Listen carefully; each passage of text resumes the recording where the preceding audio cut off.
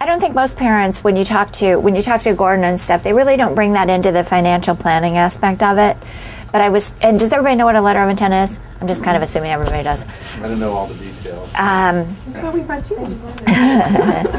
Well, I met this mother who has 2 special needs kids, and the father is nowhere to be found. And I said to her, what happens to your kids, if something happens to you? And I said, who would take them?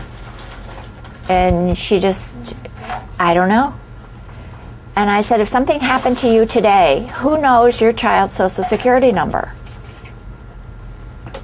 I don't know. And I sat down with her and we wrote out a letter of intent. And a letter of intent tells the next caregiver. I always say to people, if you were an angel sitting on the next caregiver's shoulder, what would you say? If your kid is going to cry because there's no G.I. Joes in the bathtub when he takes a bath, and he can't tell the caregiver that I want the G.I. Joes, you need to write that down. You have to tell the next caregiver what's going to make it easier on your kid and easier on you knowing that somebody's going to know to put the G.I. Joes in the bathtub so your kid can play with them. Or that your kid... Especially they're nonverbal. If they're nonverbal, it's really important. Or, if your kid hates peas, tell somebody that your kid hates peas. But it's more than just it's writing down what you want them to know to make their life easier, but it's also writing down who knows your child's social security number, who knows what happened at the last IEP, who knows that your parents want to be involved in your child's life, and how to get a hold of your parents. It is telling the next caregiver what you want them to know. There was a guy in Chicago, a lawyer, who every year sat down and updated his letter of intent. And by the time his child was, 22 years old, that book was about this thick. And because he never took anything out, he just kept adding to it. Well, I'm sure there's things in there, nobody, he's not playing with G.I. Joes in the bathtub anymore. But they decided to put him in a home, a group home. And when they went to the home, this guy takes this book that's like this big and gives it to the director. And he said, what is this? And he said, this is my letter of intent. And he said, who did you think was going to read this? And he said, I thought everybody would read it. And they said, we can't do that. We're not going to read a letter of intent that's this big for every kid that comes in here. So put the things in the beginning that you really want us to know. If he's allergic to penicillin, don't put it on page 74, put it on page 1. It was, tell us what you want us to know that we have to know today, and then, kind of go through it and put what we need to know in the future. Operating manual for you. Operating manual. You know what? If you want your child to be involved in religion, tell somebody what church they go to, who their best friend is, who their cousins are, if you want them involved with their cousins. It's just, and I've got a form of one of them. So, it would be, here, let's fill this out together. But it really makes parents think. But one of the things about it is it's hard when parents are sitting in a room and trying to do this, to think about, oh my God, I'm not here. Oh my God. So it's really hard to get parents to do a letter of intent. But once it's done, you feel better because, you never know.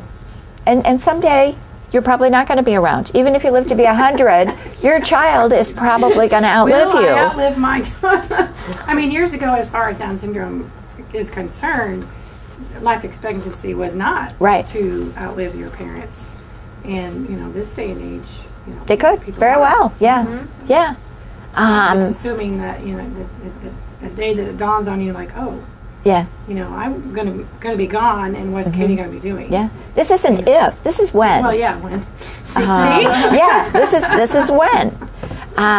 So you want to just write down as much about your child, and it really makes you Notice things about your Very child. motivational. I mean, who's going to know that? Who's going to know Princess Leia braids or braids over here? Yeah, exactly, see? exactly. Yeah. And this is a legal document. No, it is not a legal it's not. document. It is just a document for you to share with the next caregiver. It really is a document that just makes, there's nothing legal in it. It's really about, it has nothing to do with the special needs trust. Not going to sell you anything. You don't have to fund it or anything. It's just telling somebody what's going to make it easier for them to take care of your child. That's all it is. So telling them You this. could refer to it in a living will, I imagine, if you know. Yeah, you could. Yeah. And you want, once you pick the guardian, you want the guardian to have that. And even if it's a family member, even if, the older brother is going to take care of the younger sister, he probably doesn't know her social security and doesn't know where her birth certificate is and what her teacher's name is and, things like that.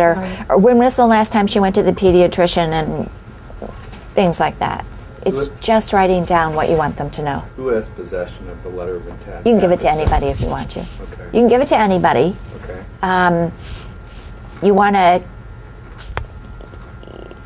you really want to keep it until you need it. Mm-hmm. I mean, you don't have to give it to the next guardian and have them read it, but you want them to know where it is. If something happens to me, if I get hit by a bus today, Sorry, it's not funny, but the scenario's not funny, but Lisa says, what if we we get hit by always say a bike? Who's going to know how to do the golf outing? And, Yeah, see? We all got hit by the same bus. If we all got hit by the same bus, who's going to know that your child sleeps with a tattered blue blanket at night? So you want to just tell them, this is where it is. It's right there by my life insurance policy. Take them both. I have a question. How does it help?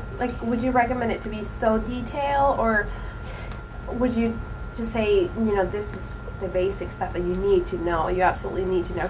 Because when I think about all these things, it seems like something you have to continually do. And you know what? That's what we recommend is that you, once a year, either on their birthday or January 1st or something, update your letter of intent. Because that 22-year-old isn't putting G.I. Joes in the bathtub anymore. But he can, maybe he can shower by himself, but, he doesn't wash his neck or something. We've got kids that, still can't bathe themselves but think they can. So you just want to update it once a year, and some years you probably won't have anything new to say in it.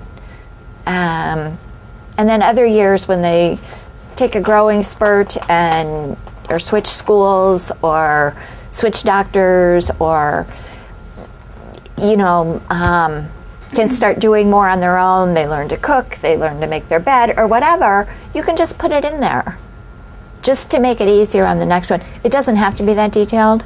And some of them are they answer each question with 2 words, likes to cook, And then others are telling you how he makes spaghetti. So parents are just different. Some of them want to put every single detail about their kid in there, and other ones are, you can figure out the shoe size. It's really up to you. It's just put enough into it that you feel comfortable that if something happened to you, your child is taken care of the way you want them to be, without them having to reinvent the wheel. Does that make sense? Mm-hmm. And did you say you have a form I of do. questions that you recommend are answered? Yeah. It sounds like it's just good to get to know your kid. I mean, just good questions. You just want to make sure you know about your kid. Yeah. Yeah, actually, you know what? I don't think it just fits special needs kids. Oh, no. If you have absolutely little not. kids at It's home, for everybody. yeah. You got a little kid at home. For the next wife, she can know. Yeah. Pick up your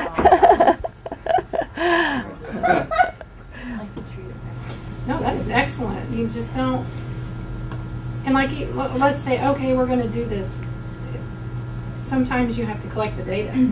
You know what I mean? It's just like we get the Camp Highlight application, and it's very extensive. And then some of these questions, there's a whole half page now.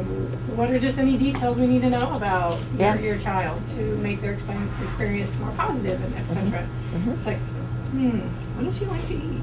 You know, if it's not something recurring thing, and so you can like make it would be something more on your conscious to, next time you do this, I'm going to watch the way she does that. Because I never really noticed it before, and you take things for granted. Yeah. I think when you look at it as getting to know your kid and not as passing your kid on to the next person, it makes it a whole lot easier to do it. It's kind of a good experience as opposed to, oh my God. Right, and like strategic planning. There you go. But I think if we were going to do this and have a workshop on it, you have to tell parents, you know what, by the time this is done, bring their social security number with you, because that's going in there. Bring their doctor's name and address and phone number. That's going in there. If they go to a church, tell us what church. Don't say they're a Methodist. Tell us what church you want them to go to and what group they're involved in. Let them start thinking ahead of time. And then I think it would be a great workshop to do.